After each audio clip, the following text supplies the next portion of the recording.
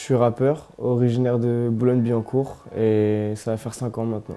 C'est parti. Direct Polar.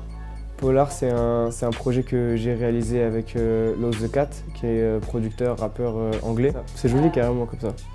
Bon, pour Polar, ça a été assez compliqué. En fait, on a sorti deux clips. Ce qu'on fait souvent aujourd'hui, c'est surtout les réseaux sociaux, etc., quoi. On n'a pas eu de presse pour Polar. On n'a pas cherché de presse, c'était vraiment réseaux sociaux. Puis on a eu aussi les posters qu'on a vendus. Quand je sors pas de musique, quand je suis pas en promotion, ou je suis assez discret sur les réseaux sociaux, dès que je suis en promotion, un mois avant la sortie d'un projet, on commence à reposter des photos, etc., de l'actualité en fait. Mais pour un artiste, habituellement, on lui demande d'être actif tous les 3 jours.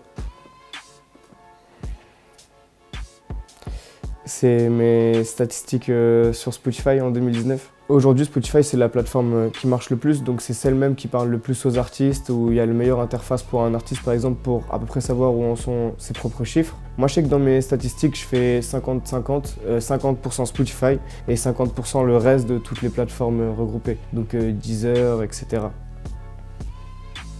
Ok. La place du rap dans la société, aujourd'hui, c'est la musique, statistiquement, c'est la musique la plus écoutée. Les jeunes d'aujourd'hui ont de plus en plus de moyens de s'exprimer et de communiquer, je pense. En fait, c'est générationnel, ce qui est venu avec nos plateformes numériques, etc.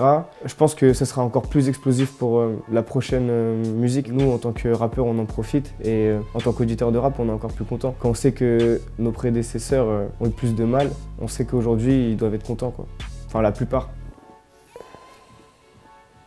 Susanoo, du coup, ok, référence directe à Naruto, de base. Le Susanoo, c'est un bouclier qui est dédié à une ethnie, c'est les Uchiwa, une certaine forme développe un bouclier. J'ai utilisé du coup un single de Polar qui s'appelle Susanoo. Je pense à tout le mal que l'on a commis, toutes les personnes que l'on ne veut plus connaître.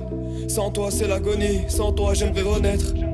C'était à double sens en fait, c'était le bouclier guerrier, donc combattant, et c'était aussi pour le côté bouclier de soi-même en fait, transparent, où tu ne montres pas certaines failles, etc., quoi. Tout ce qui est distraction pour un jeune, moi c'était japonais. En grandissant, je suis resté rattaché à cette culture-là. Au final, beaucoup de mes références sont japonaises. Jams. La place des femmes en tant qu'auditeur, pour moi, c'est quelque chose d'assez compliqué. Il y a une certaine génération de rappeurs où c'était que des garçons et au final, nous, en tant que jeunes, on a eu des représentants hommes. C'est-à-dire que, encore une fois, c'est quelque chose qui s'est légué. Il y a certaines femmes qui ont quand même mis leur coup de pinceau, on va dire, sur l'art du rap. Je pense à Kenny Arcana et Diams, surtout les grandes représentantes. Elles étaient elles-mêmes très masculinisées. À partir du moment où le rap s'est tellement développé qu'on arrivait dans quelque chose de aussi un peu R&B, un peu plus chanté, etc. Et on va dire que ça se mélange de plus en plus. Et je pense que pour les prochaine génération de rappeurs, il y aura plus de femmes que la génération d'aujourd'hui. Donc je pense que petit à petit, en fait, ça amènera à ça et de plus en plus de jeunes filles qui s'intéresseront au rap et qui auront elles-mêmes leur message à dire ou pas, ou juste envie de créer, quoi. Ça fut un plaisir.